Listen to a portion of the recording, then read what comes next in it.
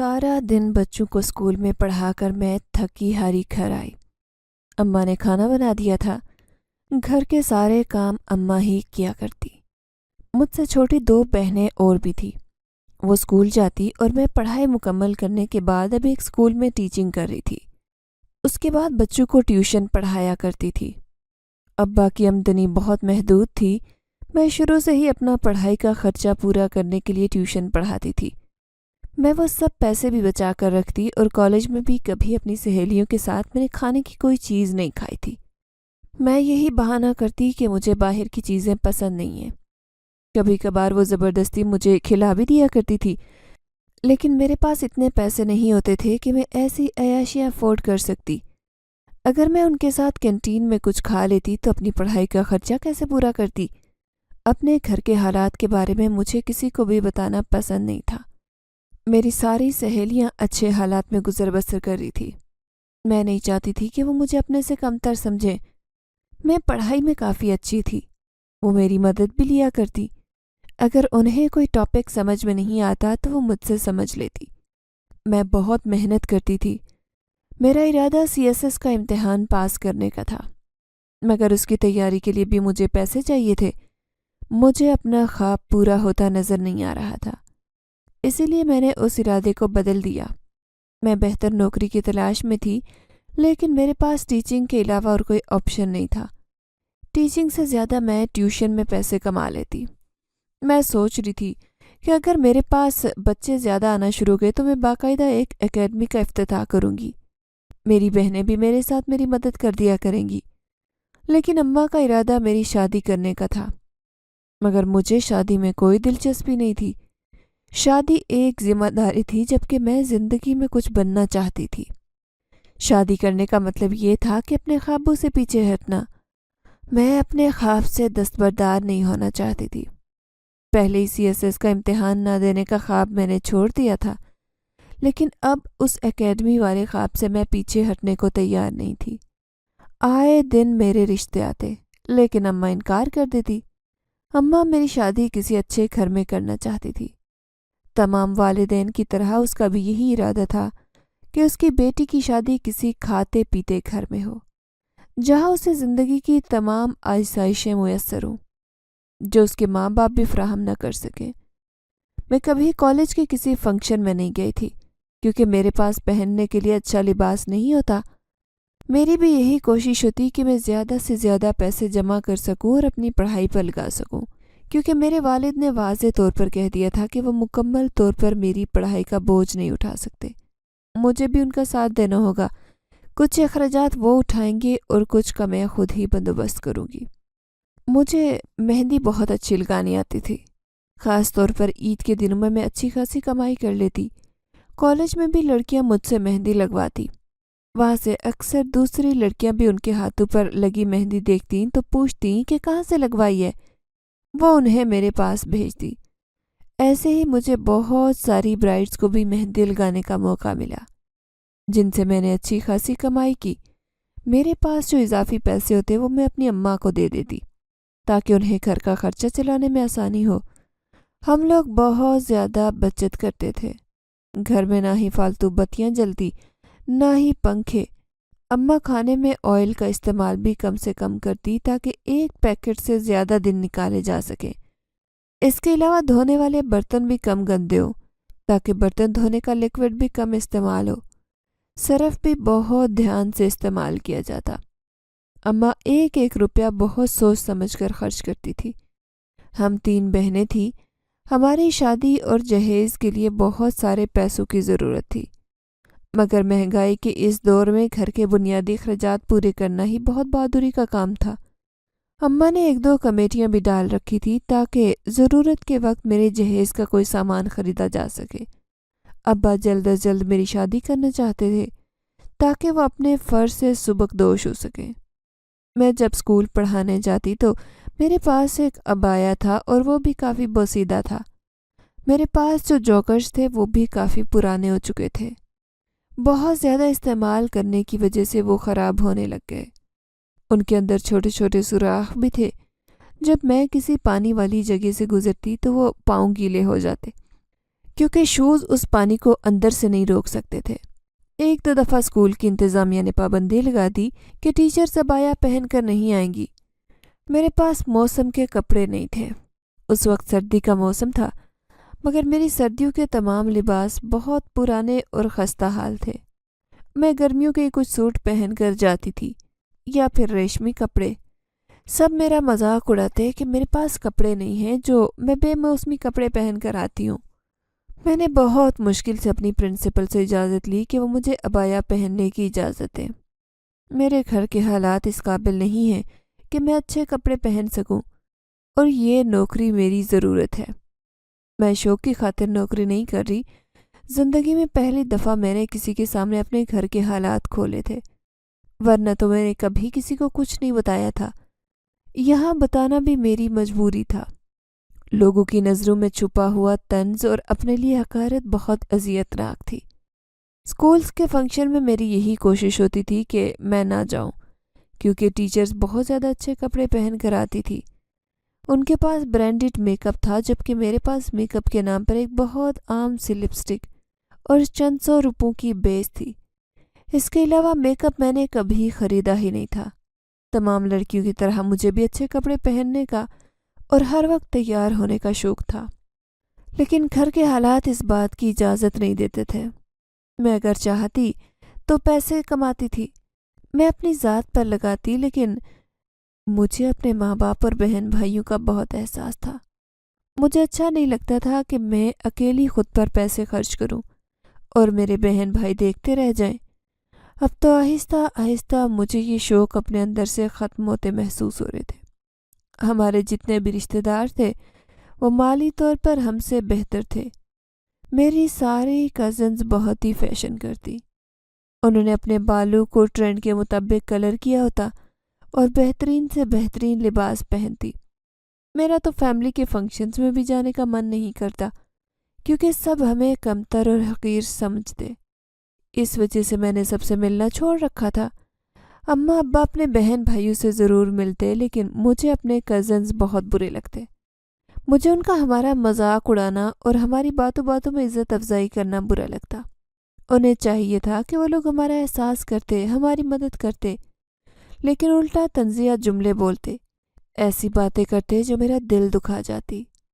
میں فطرتاً خاموش طبع تھی، ان کی باتوں کو خاموشی سے درگزر کرتی رہتی، لیکن اپنے دل میں تمام باتیں یاد رکھتی کہ فلاں نے مجھے ایسا کہا تھا، فلاں نے مجھے ویسا کہا تھا۔ اماں کو سب بتاتی۔ اماں بھی بہت بے بس تھی، کہنے لگیں کہ بیٹا تم ان باتوں کو نظر انداز کر دیا کرو، لیکن مجھ سے نظر انداز نہیں ہوتا تھا۔ میں جلتی کڑتی رہتی اور سوچتی بھلا میں اسے اس وقت یہ جواب دیتی یا وہ جواب دیتی، اور اس کی بولتی بند ہو جاتی۔ پھر اپنے ہی سر پر ہلکی چپت مارتی کہ میرا دماغ ہی غائب ہے، ورنہ اس وقت سب کے منہ بند کروانا آسان تھا، اور اب یہ سوچنے کا فائدہ نہیں ہے۔ میں ڈھیٹ بنی رہتی، لوگوں کی باتوں اور نظروں کو نظر انداز کرتی۔ انسان تھی، کبھی کبھار اگنور نہیں ہوتا، اور کسی کی بات دل پر بھی لگ جاتی۔ شکل و صورت میں بھی میں کوئی زیادہ پیاری نہیں تھی، لیکن اپنی پرسنالٹی کی وجہ سے میں بہت اچھی لگتی۔ سب کہتے تھے کہ میرے چہرے میں اٹریکشن ہے، ایک دفعہ کوئی دیکھے تو دوسری بار ضرور مڑ کر دیکھتا ہے۔ میں اپنے اچھے وقت کا انتظار کر رہی تھی۔ ایک نہ ایک دن ہم لوگوں کا وقت بھی آئے گا۔ ایک صبح میں اٹھی، اتوار کا دن تھا، اسکول اور ٹیوشن دونوں سے چھٹی تھی۔ میں نے سوچا کہ آج میں خوب ریسٹ کروں گی۔ گھر کے کام اماں اور میری چھوٹی بہنیں دیکھ لیتی تھیں۔ ویسے بھی وہ مجھ پر گھر کے کاموں کا بوجھ نہیں ڈالتی تھی، کیونکہ وہ جانتے تھے کہ میں سارا دن اسکول میں بھی سر کھپاتی ہوں اور آ کر بھی ٹیوشن والے بچوں کے ساتھ لگی رہتی ہوں۔ اسی دن ہمارے چچا ہمارے گھر آ گئے۔ جس گھر میں ہم لوگ رہائش پذیر تھے، یہ ہمارا آبائی گھر تھا۔ اس میں ہمارے چچا کا بھی حصہ تھا۔ وہ گھر میں اپنا حصہ مانگ رہے تھے۔ ہمارے پاس تو اتنے پیسے نہیں تھے جو ان کا حصہ دیتے۔ انہوں نے ہمیں تنگ کرنا شروع کر دیا۔ ہر تھوڑے دن بعد وہ کہتے کہ ہم لوگ گھر بیچیں اور ان کا حصہ انہیں دیں۔ انہیں پیسوں کی اشد ضرورت ہے، جبکہ ہمارے چچا کے مالی حالات کافی زیادہ اچھے تھے۔ انہوں نے بہت اچھے علاقے میں بڑا سا گھر تعمیر کیا ہوا تھا۔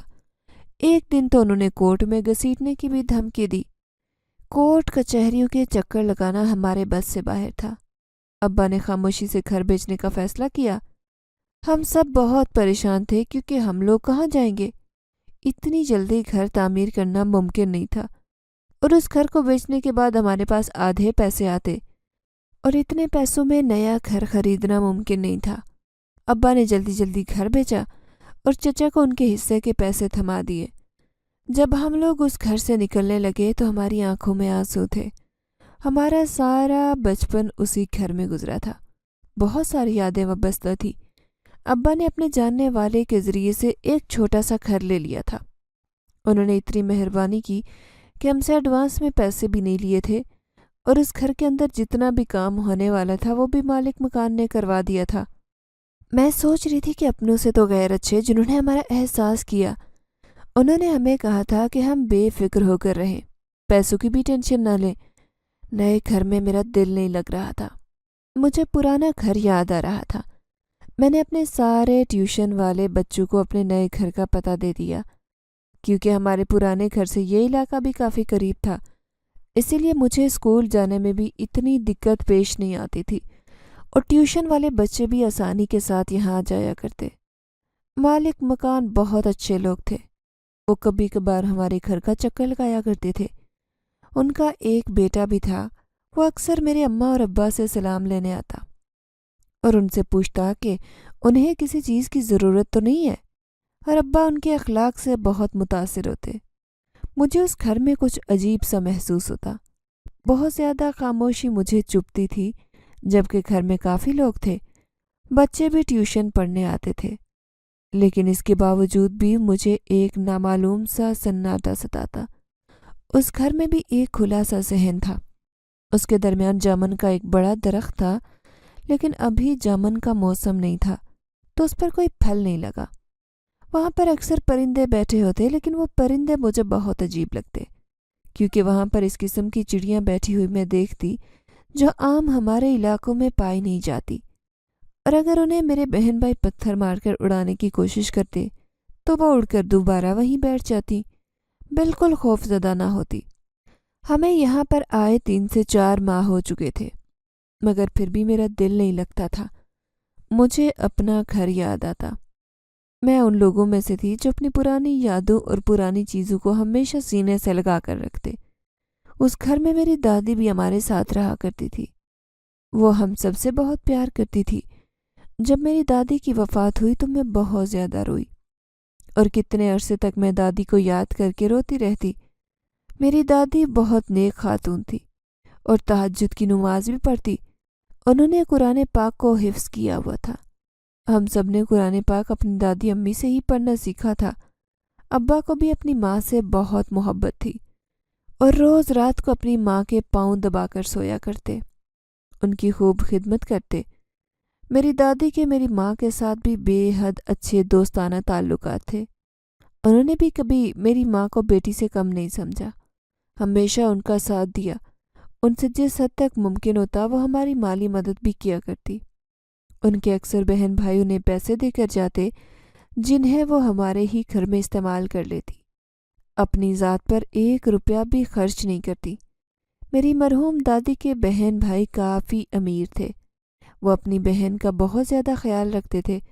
انہوں نے کافی دفعہ میرے والد صاحب کی بھی مدد کرنے کی کوشش کی، لیکن میرے باپ کی خودداری اور عزت نفس اڑے آ جاتی۔ انہیں بالکل اچھا نہیں لگتا تھا کہ وہ کسی سے پیسے لیں، انہیں اپنے رزق حلال کی کمائی میں ہی گزارا کرنا اچھا لگتا۔ وہ اپنے زور بازو پر یقین رکھتے تھے۔ مجھے بھی اپنے باپ کی طرح خود محنت کر کے پیسہ کمانا پسند تھا۔ میں اللہ سے ہمیشہ یہی دعا کرتی کہ وہ مجھے کسی کے سامنے ہاتھ پھیلانے کی توفیق نہ دے۔ میں ہمیشہ اپنے رب سے مانگا کرتی تھی۔ میں اللہ سے مانگ کر کبھی مایوس نہیں ہوئی۔ اس نے ہمیشہ مجھے نوازا، یہ بھی اس کا کرم تھا۔ اس نے مجھے ہمت اور طاقت دی جو میں پیسے کما کر لاتی تھی۔ ابا اپنے مالک مکان کا بہت شکریہ ادا کرتے تھے، کیونکہ یہ ان کا بہت بڑا احسان تھا جو انہوں نے ہم پر کیا۔ اس مشکل میں جب بھی کوئی ہمارا ساتھ دیتا ہے تو انسان ہمیشہ اس شخص کو یاد رکھتا ہے۔ ہم سب انہیں جھولی بھر کر دعائیں دیتے۔ انہوں نے کرایہ بھی بہت معمولی لیا تھا۔ وہ تو بغیر کرائے کے بھی ہمیں مکان دینے پر راضی تھے، مگر ابا کو اچھا نہیں لگ رہا تھا، تو انہوں نے ابا کی خاطر ان کا دل رکھنے کے لیے بہت معمولی سا کرایہ لیا۔ میرے ذہن میں یہ خیالات چل رہے تھے، اللہ نے اس دنیا میں کتنے مختلف قسم کے لوگ بنائے ہیں، کچھ بے حد درد مند اور کچھ بے حد خود غرض۔ نہ ہی دنیا میں مکمل برے لوگ ہیں اور نہ ہی سارے اچھے لوگ ہیں۔ در حقیقت ہم سب انسان بھی تو مکمل اچھے نہیں ہوتے اور نہ ہی مکمل برے ہوتے ہیں۔ ہم سب اچھائیوں اور برائیوں کا امتزاج ہیں۔ کسی کے اندر کوئی اچھائی پائی جاتی ہے اور کوئی برائی موجود ہوتی ہے۔ ہمیں اپنے ذہن میں ہمیشہ اس بات کو یاد رکھنا چاہیے کہ ہر انسان مکمل اچھا نہیں ہوگا۔ اس کے اندر خوبیوں کے ساتھ خامیاں بھی نظر آئیں گی، تو ہم اس کی خامیوں پر نہ توجہ دیں بلکہ اس کی خوبیوں کو سراہیں۔ اگر کسی کے اندر ہمیں 99 خوبیاں نظر آئیں اور ایک برائی بھی نظر آ جائے تو ہم لوگ اس کی اس ایک برائی کو دہراتے رہتے ہیں۔ اس کی 99 خوبیوں کا ذکر ہم کبھی نہیں کریں گے۔ ہماری مثال اس مکھی کی طرح ہے جو ایک سفید سوٹ کے اوپر لگے ہوئے معمولی داغ پر ہی جا کر بیٹھے گی، باقی اس سفید سوٹ کے صاف حصے کو چھوڑ دے گی جو بالکل اجلا ہے۔ مالک مکان کا بیٹا مجھے بہت عجیب لگتا، مجھے اس سے کچھ عجیب سی شائیں خارج ہوتی محسوس ہوتی۔ انہیں دنوں میرے ابا کو میری شادی کرنے کا جنون سوار ہو گیا۔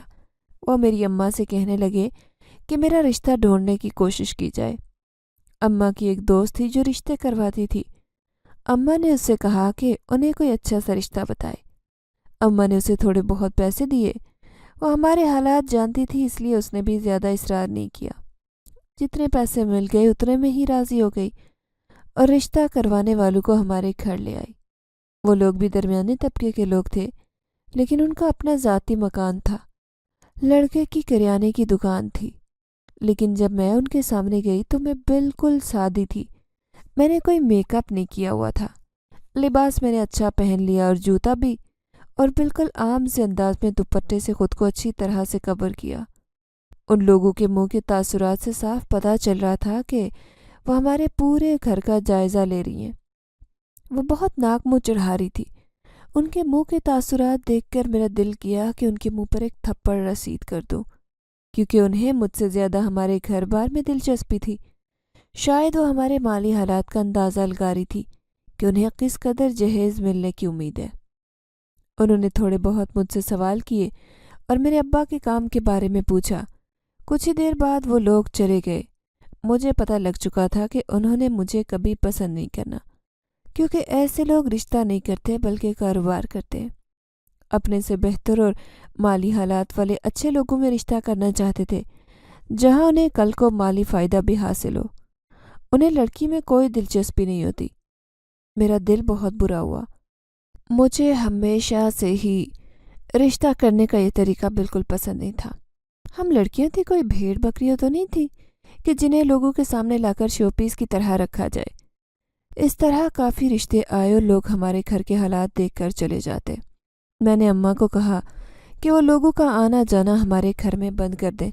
جس نے مجھے پسند کرنا ہوگا وہ ایسے ہی کرے گا۔ لیکن اماں کہتی کہ پھر رشتہ کیسے ہوگا؟ وہ ایسے ہی کرے گا جسے بھی پسند کرنا ہوگا۔ وہ مجھے گھر میں بٹھا کر بوڑھی نہیں کرنا چاہتی۔ اس وقت میری عمر 22 سال تھی۔ اماں چاہتی تھی کہ 25 سال سے پہلے میری شادی ہو جائے، جبکہ میں تو ہمیشہ سنتی آئی تھی کہ رزق اور مال، شادی اور اولاد اللہ کی طرف سے ملتی ہے اور اس کا ایک وقت مقرر ہے۔ میری اماں کو کافی بار یہ بات سمجھائی، مگر اماں مجھے یہی کہتی کہ ہم لوگ کوشش کریں گے تو کچھ ملے گا، ایسے ہاتھ پر ہاتھ دھرے بیٹھنے سے کچھ بھی نہیں ہوتا۔ مالک مکان کو پتہ چلا کہ اماں میرا رشتہ ڈھونڈ رہی ہیں تو انہوں نے کہا اگر انہیں کسی قسم کی مدد کی ضرورت ہو یا شادی کے اخراجات میں پیسوں کی مدد چاہیے تو وہ لوگ حاضر ہیں۔ لیکن اماں اور ابا پہلے ہی ان کے احسان کے بوجھ تلے دبے تھے، مزید احسان اپنے سر نہیں لینا چاہتے تھے۔ ابا نے انہیں ٹال دیا۔ صاف انکار کرنا بھی مناسب نہیں تھا، کیونکہ دوسروں کا احساس کرنے والے لوگ اس دنیا میں بہت کم ہیں۔ اگر آپ کو ایسے مخلص لوگ مل جائیں تو ان کی قدر کریں، ان کا دل نہ دکھائیں۔ میں جس اسکول میں جاب کرتی تھی وہاں پر آئے دن ٹیچرز بدلتی رہتی تھی، کیونکہ یہ اسکول والے ٹیچرز کو ان کے کام کے مطابق تنخواہ نہیں دیتے تھے۔ کام وہ 2 بندوں کا لیتے اور سیلری 1 بندے کی دیتے۔ وہاں پر ایک نئی ٹیچر آئی تھی، میری اس کے ساتھ کافی اچھی دوستی ہو گئی کیونکہ وہ ملن نثار اور بہت اچھی لڑکی تھی۔ وہ شوقیہ طور پر نوکری کر رہی تھی، اس کے مالی حالات اچھے تھے۔ اس نے کبھی مجھ سے زیادہ سوال نہیں کیا۔ اس نے مجھ سے پوچھا کہ میرا رشتہ کہیں طے پا چکا ہے۔ میں نے اس سے کہا کہ بس گھر والے رشتہ ڈھونڈ رہے، دیکھو اب جب اللہ کو منظور ہوگا تو ہو جائے گا، میں اس بات کی زیادہ ٹینشن نہیں لیتی۔ میں نے مسکراتے ہوئے اس سے کہا تو وہ بولی کہ وہ بھی اپنے بھائی کے لیے لڑکی دیکھ رہے ہیں اور وہ اپنے گھر والوں کو میرے گھر لانا چاہتی ہیں۔ اگر دونوں فیملیز کو پسند آ جائے تو بات آگے بڑھے گی۔ میں نے اسے ٹال دیا کیونکہ ان کی ذات کچھ اور تھی اور ہمارے یہاں ذات سے باہر رشتہ نہیں کیا جاتا تھا۔ میں نے یہ بہانہ لگا دیا کیونکہ میں نہیں چاہتی تھی کہ وہ ہمارے گھر آئے اور رشتے سے انکار ہونے کی صورت میں میری اور اس کی دوستی خراب ہو۔ میں نے بہانہ لگا دیا، جبکہ دراصل ہمارے گھر میں ایسا کوئی رواج نہیں تھا۔ رشتہ اچھا دیکھتے تھے، کسی بھی ذات سے متعلق ہو۔ میرے گھر والوں کو اس بات سے کوئی فرق نہیں پڑتا تھا۔ اس نے مجھے کافی دفعہ کہا لیکن میں ہمیشہ ٹال دیتی۔ لیکن بہانے سے وہ ہمارے گھر آئی اور گھر کو دیکھنے کے بعد اسے میرے مالی حالات کا اندازہ کافی حد تک ہو چکا تھا۔ ویسے بھی وہ دیکھتی تھی کہ میں روزانہ ایک ہی عبایا اور ایک ہی چپل پہن کر آتی ہوں۔ میرے منہ پر میں نے میک اپ کے نام پر لپسٹک تک نہیں لگائی ہوتی تھی اور نہ ہی میں اسکول میں دوسری ٹیچرز کے ساتھ کوئی چیز کھاتی نظر آتی۔ یقیناً اسے ان ساری باتوں سے میرے مالی حالات کا پتہ چل گیا ہوگا اور گھر دیکھنے کے بعد تو اس کے اندازے پر مہر لگ چکی ہوگی۔ وہ بہت مسکرا کر باتیں کر رہی تھی۔ اماں کو بھی میری وہ دوست بہت اچھی لگی۔ میں بہت زیادہ دوست نہیں بناتی تھی، یہ میری پہلی دوستی تھی جسے میں اپنے گھر تک بھی لے کر آئی۔ اپنی طرف سے میں نے اس کی اچھی خاطر تواضع کی۔ میری غیر موجودگی میں اس نے اماں سے میرے رشتے کے متعلق بات کر دی اور اماں کو وقت بھی دے دیا کہ وہ چھٹی والے دن اپنے سارے گھر والوں کو ہمارے گھر لے کر آئے گی۔ جب وہ چلے گئے تو اماں نے مجھے اس بارے میں بتایا۔ مجھے بہت غصہ آیا کہ اس نے میری اجازت کے بغیر اماں سے بات کیوں کی۔ میں نے اماں سے کہا کہ انہوں نے منع کیوں نہیں کیا۔ اماں کہنے لگیں کہ مجھے یہ رشتہ معقول لگ رہا ہے تو میں کیوں انکار کروں، دیکھنے میں کوئی حرج نہیں، ویسے بھی تم اس بات کو انا کا مسئلہ مت بناؤ، اس طرح کی باتیں ہوتی رہتی ہیں، یہ معمولی بات ہے۔ لیکن میرے لیے یہ بات معمولی نہیں تھی۔ جس لڑکی کو ریجیکٹ کیا جاتا ہے اسے اس بات سے تکلیف محسوس ہوتی ہے۔ میں اس درد سے بہت مرتبہ گزر چکی تھی۔ جامن کے درخت کے پاس اداس بیٹھی ہوئی تھی۔ اچانک مالک مکان کا بیٹا آ گیا۔ اس نے مجھے یوں اداس دیکھا تو پوچھے بنا نہیں رہ سکا اور کہنے لگا کہ مجھے کوئی پریشانی ہے کیا؟ میں نے آج تک اسے مخاطب نہیں کیا تھا۔ مجھے لڑکوں کے ساتھ فالتو باتیں کرنا بالکل پسند نہیں تھا۔ اس وقت میں بھی دکھی تھی اور نہ جانے مجھے کیا ہوا کہ میں نے اپنے دل کی ساری باتیں کھول کر اسے بتا دی۔ جب میں نے اسے دل کا حال بیان کیا تو مجھے احساس ہوا کہ میں کیسی غلطی کر چکی ہوں۔ میں ایک انجان آدمی کے سامنے اپنے دل کی ساری باتیں شیئر کر چکی ہوں۔ مجھے ایسا نہیں کرنا چاہیے تھا۔ مجھے بہت پچھتاوا ہوا۔ اس نے مجھے تسلی دی اور کہا کہ وہ میری مدد کر سکتا ہے۔ اگر میں چاہوں تو غلطی تو میری تھی جو میں نے اسے اپنے دل کا حال بتایا۔ اس نے زبردستی تو مجھ سے کچھ بھی نہیں اگلوایا تھا۔ میں نے اس سے کہا کہ وہ ساری باتیں کسی کے ساتھ بھی شیئر نہ کرے اور مجھے اس کی مدد کی بھی ضرورت نہیں ہے، میں ٹھیک ہوں۔ اپنی بے وقوفی پر میرا دل چاہا کہ سر پیٹ لوں۔ میں نے اسے کچھ بھی بولنے کا موقع نہیں دیا اور اندر چلی گئی۔ جامن کے درخت پر پرندے بہت شور کر رہے تھے۔ آج سے پہلے میں نے اتنا شور کرتے انہیں کبھی نہیں دیکھا۔ میں باہر نکل کر آئی تو ایک عقاب اسی درخت پر بیٹھا ہوا تھا۔ شاید وہ اس عقاب کی وجہ سے ڈر رہے تھے، لیکن وہ عقاب انہیں کوئی نقصان نہیں پہنچا رہا تھا، بلکہ وہ آرام سے ایک جگہ پر بیٹھا ہوا تھا۔ جب میں باہر نکلی تو اس کی نگاہیں مجھ پر پڑی۔ جب تک میں وہاں کھڑی رہی اس نے مجھ سے ایک لمحے کے لیے بھی اپنی نظریں نہیں ہٹائیں۔ اس کے اس طرح دیکھنے پر مجھے کچھ غیر آرام دہ بھی محسوس ہو رہا تھا، مگر میں عقاب کے ساتھ کوئی پنگا نہیں کرنا چاہتی تھی، کہیں ایسا نہ ہو کہ وہ مجھے اپنی تیز چونچ سے کاٹ لیتا۔ میں اندر چلی گئی۔ کچھ دن کے بعد میری دوست اپنے گھر والوں کو رشتہ دکھانے ہمارے گھر آ گئی۔ اماں نے کافی زیادہ اہتمام کیا تھا، اور مجھے اس بات کی سمجھ آ گئی تھی کہ اگلے 2 ہفتوں تک اماں نے گھر میں اتنی ہی کنجوسی کرنی تھی تاکہ بجٹ کو بیلنس کیا جا سکے۔ میری دوست کی طرح اس کے گھر والے بھی بہت اچھے تھے۔ انہوں نے فوراً ہاں کر دی اور میرے اماں اور ابا کو کہا کہ اب وہ لوگ ان کے گھر چکر لگائیں، ان کے لڑکے کو دیکھ لیں۔ لڑکا گورنمنٹ جاب کر رہا تھا، اس کی کافی اچھی تنخواہ تھی۔ اماں ابا کو بھی وہ رشتہ پسند آیا اور میرا رشتہ طے پا گیا۔ مجھے اپنی فیلنگز کی سمجھ نہیں آ رہی تھی، نہ ہی میں خوش تھی اور نہ ہی اداس، بس جیسے سب کچھ نارمل سا ہو۔ لڑکیاں تو اپنی شادی پر بہت زیادہ خوش ہوتی تھیں، لیکن مجھے ایسا کچھ بھی محسوس نہیں ہو رہا تھا۔ میرے گھر والے سب بے حد خوشی منا رہے تھے، اماں ابا بھی خوش تھے۔ انہیں دیکھ کر میں بھی مطمئن ہو گئی، لیکن ہمارے کرایہ دار کا بیٹا اکثر مجھ سے ملنے آنے لگا۔ میں اسے بہت نظر انداز کرتی، لیکن وہ میری جان نہیں چھوڑتا تھا۔ اور ایک بات میں نے نوٹ کی تھی کہ جب وہ مجھ سے ملنے آتا، تب سے ایک عقاب اس جامن کے درخت پر اکثر بیٹھا نظر آتا۔ اس کی نگاہیں صرف مجھ پر ہی ہوتی تھی۔ میں نے اپنے مالک مکان کے بیٹے، جس کا نام احمد تھا، اس سے کہا کہ اب میری منگنی ہو چکی ہے، وہ مجھ سے ملنا بند کر دے۔ کہیں ایسا نہ ہو کہ میرا ہونے والا منگیتر یہ بات جان لے اور وہ رشتہ ختم کر دے۔ وہ مجھ سے شادی کرنا چاہتا تھا۔ میں اسے بتا چکی تھی کہ میں اسے بالکل بھی پسند نہیں کرتی اور میں وہیں شادی کروں گی جہاں میرے ماں باپ چاہیں گے۔ اگر وہ مجھے اتنا ہی پسند کرتا تھا تو پہلے رشتہ بھیج سکتا تھا، اس نے کیوں نہیں بھیجا؟ اس نے ساری بات مجھ پر ڈال دی کہ وہ میری اجازت کے بغیر ایسا کچھ نہیں کرنا چاہتا تھا۔ پہلے وہ میرے دل میں اپنی محبت اجاگر کرنا چاہتا تھا۔ اس کی بات سن کر مجھے غصہ آ گیا۔ میں نے اس سے کہا کہ میں ایسی خرافات پر بالکل یقین نہیں رکھتی۔ مجھے سیدھی سیدھی شادی کرنا پسند ہے، اور شادی کے بعد ہی انسان اپنے شوہر سے محبت کرے تو وہ سب سے اچھی بات ہے۔ اس نے کہا کہ اگر میں چاہوں تو وہ یہ رشتہ بھی توڑوا سکتا ہے، اس کی بجائے وہ اپنا رشتہ بھیج دے گا۔ لیکن میں نے اسے سختی سے منع کیا کہ وہ ایسا کوئی کام نہیں کرے گا۔ پھر وہ مجھے مجبور کرنے لگا کہ میں اس سے ملاقات جاری رکھوں جب تک میری شادی نہیں ہوتی، اس سے ملنا ترک نہ کروں، ورنہ وہ میرا رشتہ توڑوا دے گا۔ میں نے کہا کہ اس بات کی کیا گارنٹی ہے کہ وہ شادی کے بعد بھی مجھے تنگ نہیں کرے گا؟ اس نے کہا کہ میں اپنی بات کا بالکل پکا ہوں، اگر تم چاہو تو مجھے آزما بھی سکتی ہو۔ میں اس سے کسی طرح جان چھڑوانا چاہتی تھی، مگر میری جان نہیں چھوٹ رہی تھی۔ میں نے خاموشی اختیار کر لی اور اسے آنے سے منع نہیں کیا۔ اکثر وہ مجھ سے ملنے آتا، لیکن میں نے 1-2 دفعہ غور کیا، وہ میرے علاوہ کسی کو بھی نظر نہیں آتا، کیونکہ کسی کے آنے پر بھی وہ وہاں سے نہ جاتا اور کوئی دوسرا اسے دیکھ بھی نہ پاتا۔ میں نے اس سے اس بارے میں پوچھا تو وہ ہنسنے لگا، کہنے لگا کہ میں ٹھیک سمجھی ہوں، وہ میرے علاوہ کسی کو بھی نظر نہیں آتا۔ اس نے خود ہی مجھے بتایا کہ وہ ایک جن زادہ ہے اور اس کے ماں باپ بھی جنات ہیں، اور یہ گھر انہوں نے ضرورت مند اور غریب انسانوں کے لیے بنایا ہے تاکہ ان کی مدد کی جا سکے۔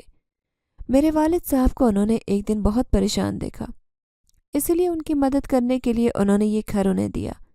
وہ میرے والد صاحب کی مالی مدد بھی کرنا چاہتے تھے، مگر وہ ایسے امداد کو پسند نہیں کرتے تھے، اسی لیے انہوں نے انہیں زیادہ مجبور نہیں کیا۔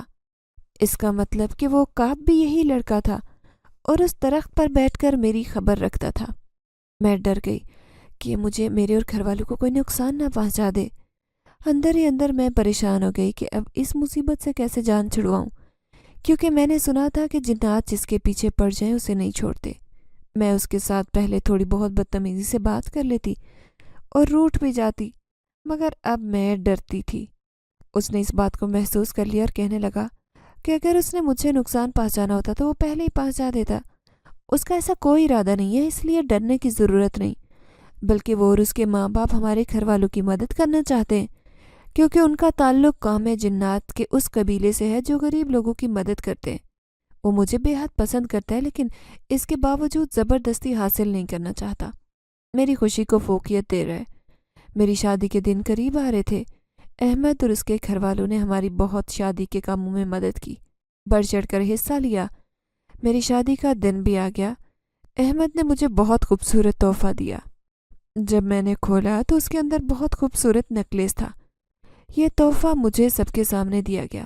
اس وقت بارات بھی موجود تھی۔ اتنا خوبصورت نیکلیس دیکھ کر سب کی آنکھیں دنگ رہ گئی۔ میرے سسرال والے بھی بہت متاثر ہوئے۔ اس کے ماں باپ نے بھی بہت زیادہ سلامی دی تھی۔ میرے ابا کے منع کرنے کے باوجود انہوں نے شادی میں کافی پیسہ خرچ کیا اور مجھے اچھا خاصا جہیز کا سامان بھی لے کر دیا۔ احمد نے اپنے وعدے کو نبھایا۔ اس نے شادی کے بعد بھی مجھے تنگ نہیں کیا اور نہ ہی ملنے کی کوشش کی۔ میری نئی شادی ہوئی تھی۔ شروع میں تو سب اچھا تھا، لیکن وقت گزرنے کے ساتھ سسرال والے مجھے تنگ کرنا شروع ہو گئے۔ پہلے تو وہ بہت ہی اچھے سے پیش آتے تھے، خاص طور پر میری نند جو میری دوست بھی تھی۔ اب میں اسے زہر لگتی تھی۔ وہ میرے شوہر کو الٹی سیدھی پٹیاں پڑھاتی۔ ان لوگوں نے اپنے سے نچلے طبقے کے خاندان میں بیٹے کی شادی اس لیے کی تھی کہ وہ بہو کو دبا کر رکھے۔ وہ لوگ مجھے میرے غریب ماں باپ کا طعنہ دیتے اور کہتے کہ میں سب سامان مانگ کر لائی ہوں۔ وہ نیکلیس جو مجھے احمد نے دیا تھا، بہانے سے میری ساس اس نیکلیس کو اپنے پاس رکھوانا چاہتی تھی۔ میں نے بھی انہیں بالکل نیکلیس نہیں دیا، بلکہ اپنے پاس سنبھال کر رکھا تھا۔ میرا ارادہ تھا کہ وہ اپنی ماں کے گھر رکھوا دوں گی، کیونکہ کوئی بھروسہ نہیں تھا وہ چوری ہو جاتا۔ جو زیور انہوں نے شادی میں دکھاوے کے لیے ڈالا تھا وہ سب انہوں نے مجھ سے لے لیا۔ میرا شوہر میرے ساتھ اچھا تھا، لیکن اس کی ماں اور بہنیں اس کے کان بھرنے لگی۔ آہستہ آہستہ اس کا بدلتا رویہ مجھے محسوس ہونے لگا۔ وہ میری زندگی میں آنے والا پہلا انسان تھا۔ مجھے اس سے بے حد محبت تھی۔ میں اپنی ماں کے گھر گئی تو جامن کے درخت کے پاس آ کر کھڑی ہو گئی۔ میں نے احمد کو آوازیں دی۔ میرے پکارنے پر وہ آ گیا۔ اسے اس بات کی امید نہیں تھی کہ میں کبھی اسے آواز دے کر خود بھی بلاؤں گی۔ اس نے میرے چہرے کو دیکھا اور پوچھا کہ کیا ہوا، میں اپنی شادی شدہ زندگی میں خوش نہیں ہوں کیا؟ میں نے اسے کہا کہ میں بہت سے مسائل کا سامنا کر رہی ہوں۔ اپنے ماں باپ کو یہ نہیں بتا سکتی کیونکہ وہ پریشان ہو جائیں گے۔ انہوں نے مشکل سے میری شادی کی ہے۔ میری اور میری 2 بہنیں جن کی شادی اور بھی ابھی ہونی ہے، لیکن مجھے سمجھ نہیں آ رہی کہ اپنے دل کا حال کیسے بیان کروں۔ تمہارے علاوہ میرے ذہن میں اور کوئی نہیں آیا تو تمہیں بلایا۔ میں نے اپنے مشکل وقت میں اسے آواز دی تھی۔ اس بات نے اسے سرور دیا۔ وہ کہنے لگا کہ وہ میرے سسرال والوں کو اچھا خاصا مزہ چکھا سکتا ہے۔ اگر میں اجازت دوں تو وہ ان کی ناک میں دم کر دے گا، انہیں تیر کی طرح سیدھا کرے گا۔ میں ایسا نہیں چاہتی تھی۔ میں نے اس سے کہا کہ جب مجھے لگے گا کہ گھی سیدھی انگلی سے نہیں نکل رہا تو پھر میں اسے کہوں گی۔ ابھی میں خود ہی کوشش کر کے دیکھتی ہوں۔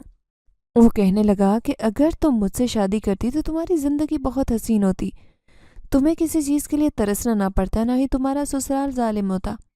میں اسے کیا کہتی؟ میں تو خود بہت پچھتا رہی تھی۔ شاید اللہ تعالیٰ نے ہمارے نصیبوں میں تکلیفیں لکھی ہوتی ہیں۔ کافی دیر تک ہم دونوں ایک دوسرے سے باتیں کرتے رہے۔ وہ میرے علاوہ کسی کو نظر نہ آتا تو میں اپنے ماں باپ کے پاس جا کر بیٹھ گئی۔ سب پوچھ رہے تھے کہ سسرال والے کیسے ہیں۔ میں نے انہیں کہا کہ بہت اچھے اور میرا شوہر بھی محبت کرتا ہے، میری ہر ضرورت پوری کرتا ہے، لیکن اصل بات انہیں بتانے سے ڈرتی تھی کیونکہ میں اپنے مائکے میں اپنے شوہر کی عزت کم نہیں کرنا چاہتی تھی۔ انہیں یہ سب بتانے کا فائدہ بھی نہیں تھا۔ میرے ماں باپ ان لوگوں میں سے جو کہتے ہیں کہ شادی کے بعد ہر حال میں سسرال میں گزارا کرو، اسی لیے چپ رہنا بہتر تھا۔ پھر ان کی برائیاں اپنے مائکے میں کرنے کی کوئی ضرورت نہیں تھی۔ آج مجھے زندگی میں پہلی بار احساس ہوا کہ شادی کے بعد انسان کی زندگی کتنی بدل جاتی ہے۔ ہمارے ماں باپ جن کے پاس ہم ایک عرصہ گزارتے، ان سے کوئی بھی بات کرتے شرم آتی ہے۔ مجھے اپنے ماں باپ کے گھر کی چیزوں کو استعمال کرتے ہوئے بھی بہت حیا آتی۔ میں سوچتی تھی کہ نہ جانے وہ کیا سوچیں گے، حالانکہ وہ کچھ بھی نہیں کہتے تھے۔ شاید ہمارے اندر یہ فطرت خود بخود پیدا ہو جاتی ہے۔ جب میں واپس سسرال گئی تو سب کچھ ویسا تھا، کچھ نہیں بدلا۔ میں 3 سے 4 دن مائکے میں گزار کر واپس گئی۔ واپسی پر میرے لیے کافی محاذ کھلے ہوئے تھے۔ یقیناً میرے پیچھے میری برائیاں کر کے میرے شوہر کا اچھا خاصا دماغ خراب کیا گیا۔ سب کے منہ بنے ہوئے تھے۔ مجھے سمجھ نہیں آ رہی تھی کہ سب کو کیسے خوش کروں۔ ہم کبھی کسی کو خوش نہیں کر سکتے۔ میں نے اپنی زندگی میں یہ تجربہ بہت پہلے حاصل کر لیا تھا۔ کسی کے لیے جتنا مرضی کر لو کم لگتا ہے، اس لیے بہتر یہی ہے کہ انسان اپنی خوشی کی پرواہ کرے۔ مگر سسرال میں انسان ایسی باتیں اگنور نہیں کر سکتا، کیونکہ انہی لوگوں کے ساتھ ہم نے گزارا کرنا ہوتا ہے۔ ان کے ساتھ پنگا کرنا اپنے مصائب کو بڑھانا تھا۔ رات کو جب میں شوہر کے پاس بیٹھی تھی تو اچانک مجھے سایہ محسوس ہوا۔ میں نے کھڑکی کی طرف اشارہ کیا تو مجھے احمد کھڑا نظر آیا۔ میں نے اسے اشارہ کیا کہ وہ یہاں سے چلا جائے۔ جب مجھے ضرورت ہوگی بلانے کی تو میں اسے پیغام دے دوں گی۔ کچھ دیر بعد میری نظر پڑی تو وہ وہاں سے جا چکا تھا۔ میرے شوہر کا موڈ کافی خراب تھا۔ وہ مجھے یہی بول رہا تھا کہ میں اپنے مائکے جا کر بالکل بھول جاتی ہوں۔ میں اسے یقین دلا رہی تھی کہ میں اسے کیسے بھول سکتی ہوں۔ وہاں پر تو صرف چند دن کے لیے میں گئی تھی۔ میری ساری زندگی اب اسی کے ساتھ گزرنی ہے۔ وہ مجھ سے شکایتیں کر رہا تھا کہ میں اس کے گھر کا خیال نہیں رکھتی، اس کی ماں اور بہنوں کی عزت نہیں کرتی۔ یہ سن کر میرا دماغ خراب ہونے لگ گیا۔ میں نے آج تک اس کی ماں اور بہنوں سے بدتمیزی نہیں کی تھی۔ ان کی اتنی سازش اور چال بازی کے باوجود ان کی ہر حرکت نظر انداز کرتی۔ میں نے اسے بہت پیار سے سمجھایا کہ ایسا کچھ نہیں ہے، اسے یقیناً کوئی غلط فہمی ہوئی ہے۔ جب تک وہ گھر میں رہتا ہے کیا اس نے کبھی ایسا رویہ میری طرف سے دیکھا ہے؟ میری بات سن کر وہ کچھ دیر کے لیے چپ ہو گیا۔ میں نے مزید ہمت کر کے کہا کہ خود چیزوں پر غور کرو۔ وہ مجھے جانتا ہے کیونکہ میرا شوہر ہے۔ میاں بیوی ایک دوسرے کے مزاج سے کافی حد تک واقف ہوتے ہیں۔ اگر میں اس کے ساتھ بدتمیزی نہیں کر رہی تو پھر کسی اور کے ساتھ بھی نہیں کرتی۔ اسے یہ سمجھنا چاہیے۔ اس کے بعد اس نے مجھ سے مزید بحث نہیں کی۔ اکثر میں کھانا پکاتی تو میری نند کھانے میں نمک تیز کر دیتی۔ مجھ سے یہ بات ہضم نہیں ہوتی کہ اتنی پڑھی لکھی ہو کر اس طرح کی حرکتیں کیسے کرتی ہے۔ میں تو اس کا منافقت والا چہرہ دیکھ کر حیران تھی۔ لوگ اتنے منافق ہو سکتے ہیں۔ اسکول میں اس قدر اچھے طریقے سے پیش آتی کہ سوچ بھی نہیں سکتی تھی۔ اس کا اصل چہرہ ایسا ہوگا میں نے تو سوچا بھی نہیں تھا۔ میری ساس تو ویسے بھی میرے ساتھ اچھی ہی رہتی، لیکن میری نند کی پڑھائی گئی پٹیوں کی وجہ سے ان کا موڈ بھی اکثر آف رہتا۔ میرے ہر کام میں نقص نکالے جاتے۔ آہستہ آہستہ میں اپنے شوہر کے کان میں یہ بات ڈالنا شروع کر چکی تھی کہ اب اس کی شادی کر دینی چاہیے، کیونکہ اسے جان چھڑانے کا بہترین طریقہ میرے پاس نہیں تھا۔ اس کی شادی ہو جاتی تو ہماری اس سے جان چھوٹ جاتی اور یہ اپنی سسرال کے مسائل میں گم ہو جاتی۔ میری ساس نے اس کا رشتہ اپنے بھانجے سے طے کر رکھا تھا، لیکن کسی سے اس بات کا ذکر نہیں کیا تھا۔ جب گھر میں شادی کی بات شروع ہوئی تو یہ بات بھی سامنے آ گئی۔ میں نے شکر ادا کیا۔ میری ساس نے اپنی بہن کو کہا کہ وہ باقاعدہ طور پر کوئی منگنی کرے یا پھر شادی کی تاریخ کرے۔ وہ بھی شاید اسی انتظار میں تھے۔ اس کی شادی کی تیاریاں شروع ہوئی، لیکن اس کی شادی میں ابھی 3-4 ماہ باقی تھے۔ پھر بھی وہ مجھے بہت تنگ کر رہی تھی۔ ایک دن میں نے احمد کو کہا کہ وہ اسے اچھی طرح سے مزہ چکھا دے۔ احمد نے اسے 2 سے 3 مرتبہ اچھا خاصا ڈرا دیا، مگر اس پر کوئی خاص اثر نہیں ہوا، بلکہ الٹا اس نے مجھ پر الزام لگانا شروع کر دیا کہ میں تعویذ کرواتی ہوں۔ میرا دل چاہا کہ سر پیٹ لوں۔ میرا یہ وار بھی الٹا ہو گیا اور اس کی شادی کے دن تھے۔ میری ساس نے اس کے حصے کا زیور نکال کر رکھا ہوا تھا۔ اس نے بہت چالاکی سے وہ سارے کا سارا زیور میرے کمرے میں چھپا دیا۔ جب ساس کو زیور نہیں ملا تو اس نے پورے گھر میں شور مچایا۔ میری نند نے کہا کہ اس کے کمرے کی تلاشی لی جائے۔ انہوں نے میرا کمرہ چیک کیا، مگر وہاں بھی کچھ نہیں ملا۔ میری ساس کو میں نے کہا کہ ایک بار اپنی بیٹی کا کمرہ بھی چیک کریں، شاید وہ غلطی سے وہاں رکھ کر بھول گئی ہو۔ میری نند نے بہت ہنگامہ کیا کہ اس پر چوری کا الزام لگایا جا رہا ہے، جو اس کا کمرہ چیک کرنے کی بات کی گئی۔ میں نے کہا کہ میرا بھی تو کمرہ چیک کیا گیا ہے، اس کا مطلب مجھے بھی چور تسلیم کیا گیا تھا۔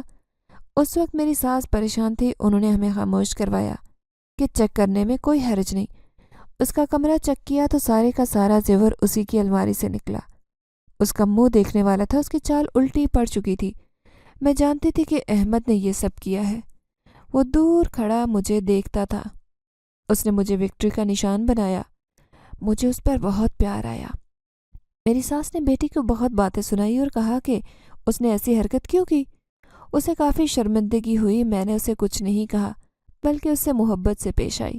میں نے اپنی ساس سے کہا کہ وہ اس بات کو ختم کرے۔ ویسے بھی وہ اس گھر میں چند دن کی مہمان ہے، ہو سکتا ہے یہ زیور کمرے میں رکھ کر بھول گئی ہو، اسے شادی کے ہنگاموں میں یاد نہ رہا ہو۔ میری ساس کو میرے سامنے شرمندگی ہو رہی تھی کہ ان کی اپنی بیٹی نے یہ سب کیا، مگر میں نے انہیں کسی قسم کا کوئی طعنہ نہیں دیا، نہ ہی اپنے شوہر کے ساتھ اس بارے میں کوئی بات کی۔ میرے اخلاق سے میری ساس بہت متاثر ہوئی، لیکن میری نند کا رویہ پھر بھی نہیں بدلا۔ اس کی شادی کا دن بھی آ گیا اور رخصت ہو گئی۔ شادی کے بعد جب اسے خود مسائل پیش آنا شروع ہوئے تو اسے میری تکلیف کا احساس ہونے لگا، لیکن اس کے باوجود بھی اس نے اپنے آپ میں بہتری نہیں لائی، بلکہ وہ اپنی ماں کو یہی پٹیاں پڑھا رہی تھی کہ جو سلوک اس کے سسرال والے اس کے ساتھ کرتے، اس کی بھابھی کے ساتھ بھی ویسا ہی ہونا چاہیے۔ اس کے سسرال والے اسے خرچہ نہیں دیتے، اس کی ذمہ داریاں نہیں اٹھا رہے، اس کے ماں باپ ہی اس کے اخراجات پورے کرتے۔ میرے ساس سسر بہت پریشان تھے اور ان کی وجہ سے میرا شوہر بھی ٹینشن میں دکھائی دیتا۔ میں نے احمد کو کہا کہ وہ میری نند کے شوہر کو ایسا سبق سکھائے کہ وہ اس کے ساتھ اچھا ہو جائے۔ احمد نے میری نند کے شوہر کو خواب میں آ کر بہت ڈرایا اور اس سے کہا کہ جو اپنی بیوی کے ساتھ اچھا سلوک نہیں کرتے انہیں دنیا اور آخرت میں حساب دینا پڑتا ہے۔ اسے دہکتے ہوئے آگ کے الاؤں میں پھینکنے کی دھمکی دی۔ خواب میں دی گئی اس دھمکی کا اس پر اچھا اثر ہوا اور وہ سدھر گیا۔ میری نند بہت خوش تھی۔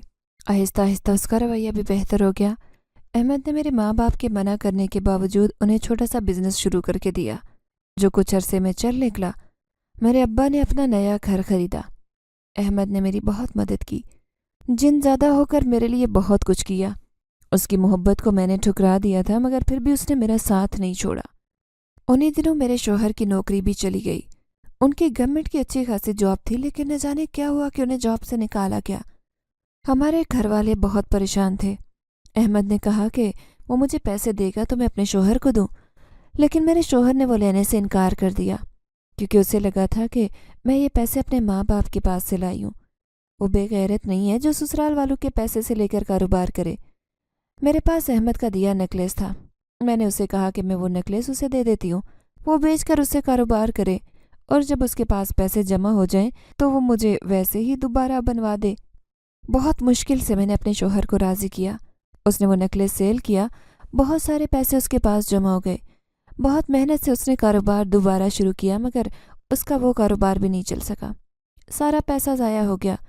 اس بات کا اس نے بہت صدمہ لیا۔ اسے لگا کہ وہ ایک ناکارہ آدمی ہے، وہ زندگی میں کبھی کچھ نہیں کر سکتا۔ میں نے اس کا بہت ساتھ دیا، اسے سمجھایا کہ وہ ایک کامیاب آدمی ہے، تبھی تو اس نے اتنے سال گورنمنٹ کی نوکری کی ہے۔ بس یہ آزمائش اس پر اللہ کی طرف سے آئی ہے، وہ ہمت نہ ہارے، اللہ تعالیٰ اس کے لیے یقیناً کوئی نہ کوئی اسباب پیدا کرے گا۔ مگر اس نے اپنے ذہن میں یہی بات بٹھا لی تھی کہ وہ زندگی میں کبھی کچھ نہیں کر سکتا۔ میں نے احمد کو کہا کہ وہ اس صورتحال میں میری مدد کرے۔ کہنے لگا کہ میں تو صرف مدد ہی کر سکتا ہوں، تم لوگ اللہ سے دعا کرو، کامیابی تو وہی دے گا۔ بہت مشکل سے میں نے احمد کے ذریعے سے ایک جگہ نوکری پر لگوایا، مگر ظاہر یہی کیا کہ احمد میری دوست کا بھائی ہے۔ اللہ کے فضل سے اس کا دل وہاں لگ گیا۔ سیلری بھی کافی اچھی تھی، اس کا اعتماد بھی بحال ہونے لگا۔ میں احمد کا جتنا شکریہ ادا کرتی کم تھا۔ اس نے ہر موقع پر میرا ساتھ دیا۔